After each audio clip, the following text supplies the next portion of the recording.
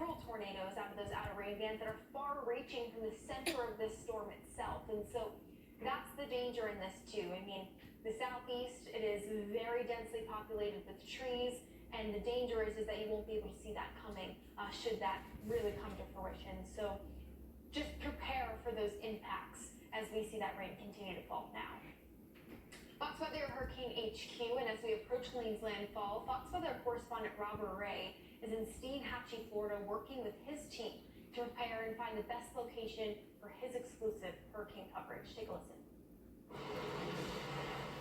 We are scouting locations all over the Big Bend, the Nature Coast, and this is Steinhatchee, Florida, an area prone to storm surge. In fact, Hidalia's waters came all the way up to about right here, and look at that. That's the river that leads out to the Gulf of Mexico, so you see how far that water, and that was 10 to 15 feet.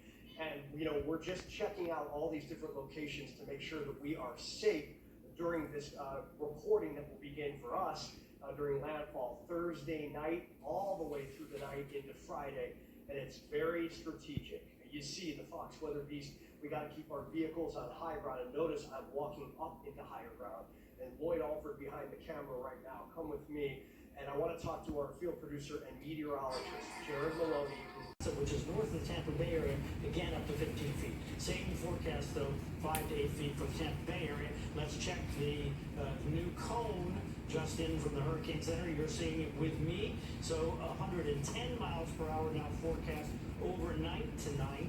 That's what Tuesday AM means. It means the overnight hours. So over that very warm loop current intensifying 130, a beam of Tampa. So this is an incredibly strong storm pushing water now in the afternoon hours tomorrow into the coast here, all along the west coast of Florida, and then coming ashore.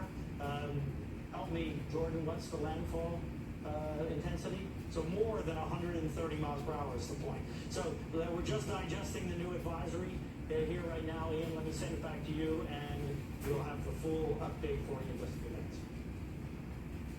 Yeah, Brian, it sounds like what we fear, this could potentially be a 4 at landfall, and it's quite the feat of surge, the upgrade coming in from the National Hurricane Center. Brian's digging into the details. We'll get back with you coming up in just a few minutes.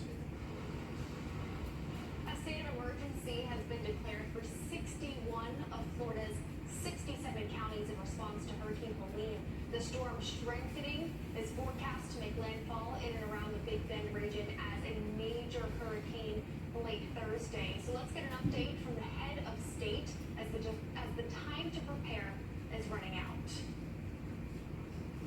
Yeah, we do want to check in with Florida's Governor Ron DeSantis. And Governor, I'm standing on Passive Grove Beach. Forgive me if there's a little bit of a delay here. The state of Florida is absolutely at its best preparing for and responding to disasters like this. But this is a big one. I'm not sure if you can hear the upgrade. We were just talking about with Brian Norcross, our hurricane specialist, now expected to be a 4 at landfall with surge up to 20 feet. You've got hundreds of miles of coastline with alerts up, and then well inland, including the state's capital. What's the biggest concern here moving forward for the next couple of days? Well, immediately, people have an ability to execute their plan today. If you're in an evacuation area, you still have time to evacuate. In Florida, you don't need to evacuate hundreds of miles. You can go inland, get on higher ground. We have shelters, we have hotels. There's a wide variety of options. But when you're in an area that can have that level of storm surge, that can be life-threatening.